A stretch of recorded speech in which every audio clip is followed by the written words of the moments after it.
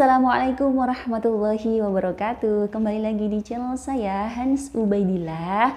Pada video kali ini saya akan menjelaskan mengenai keluarnya darah haid atau nifas beserta sholat fardu yang wajib dikerjakan.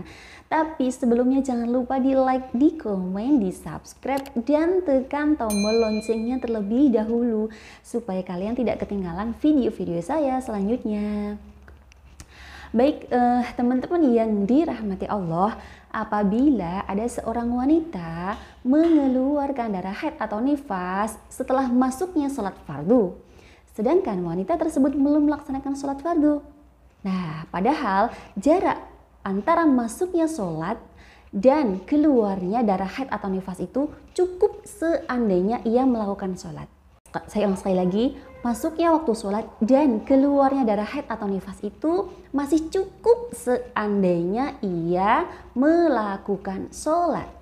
Maka kelak ketika darah haid atau nifasnya itu berhenti, wanita tersebut wajib mengqadha sholatnya ketika darah keluarnya tadi. Ya, saya contohkan. Apabila ada seorang wanita mengeluarkan darah haid atau nifas di waktu sholat zuhur, sedangkan ia belum melakukan sholat zuhur. Nah, jarak antara masuknya waktu sholat zuhur dan permulaan haid atau nifasnya tadi mencukupi seumpama ia sholat.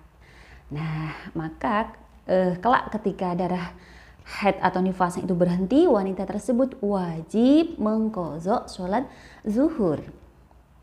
Contoh lagi yang kedua, apabila ada seorang wanita mengeluarkan darah di waktu sholat asar, sedangkan ia belum melakukan sholat asar.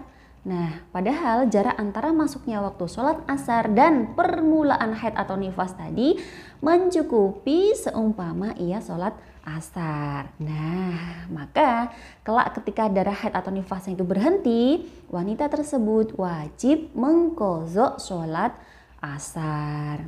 Contoh lagi yang ketiga, misalkan ada seorang perempuan mengeluarkan darah haid atau nifas di waktu sholat maghrib, padahal ia belum melakukan sholat maghrib. Sedangkan jarak antara masuknya waktu sholat maghrib dan permulaan haid atau nifasnya tadi itu masih cukup seandainya ia melakukan sholat maghrib. Maka kelak ketika darah haid atau nifasnya itu berhenti, wanita tersebut wajib mengqadha sholat maghrib. Contoh lagi, misalkan ada perempuan mengeluarkan darah haid atau nifas di waktu isya, padahal ia belum melakukan sholat isya. Nah, padahal jarak antara masuknya waktu sholat isya dan permulaan haid atau nifas tadi mencukupi seumpama ia sholat isya. Maka kelak ketika darah haid atau nifasnya berhenti, wanita tersebut wajib mengqadha sholat isya. Contoh lagi, apabila ada seorang wanita mengeluarkan darah haid atau nifas di waktu subuh, sedangkan ia belum melaksanakan sholat subuh. Padahal jarak antara masuknya waktu sholat subuh dan permulaan keluarnya darah haid atau nifas tadi itu mencukupi apabila ia melaksanakan sholat subuh. Maka kelak ketika darah haid atau nifasnya berhenti, wanita tersebut wajib mengqadha sholat subuh.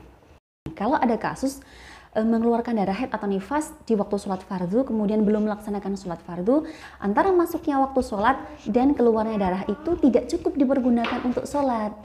Nah, kalau kasusnya demikian, maka wanita tidak berkewajiban mengqadha sholat ketika haid atau nifasnya berhenti.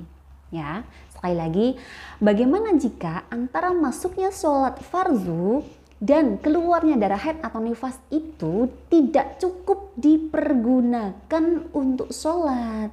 Nah, kalau kasusnya demikian, maka wanita tersebut tidak berkewajiban mengqadha sholat ketika haid atau nifasnya itu berhenti. Ya, terima kasih, semoga bermanfaat. Kurang lebihnya mohon maaf. Ihdinas siratal mustaqim. Wassalamualaikum warahmatullahi wabarakatuh.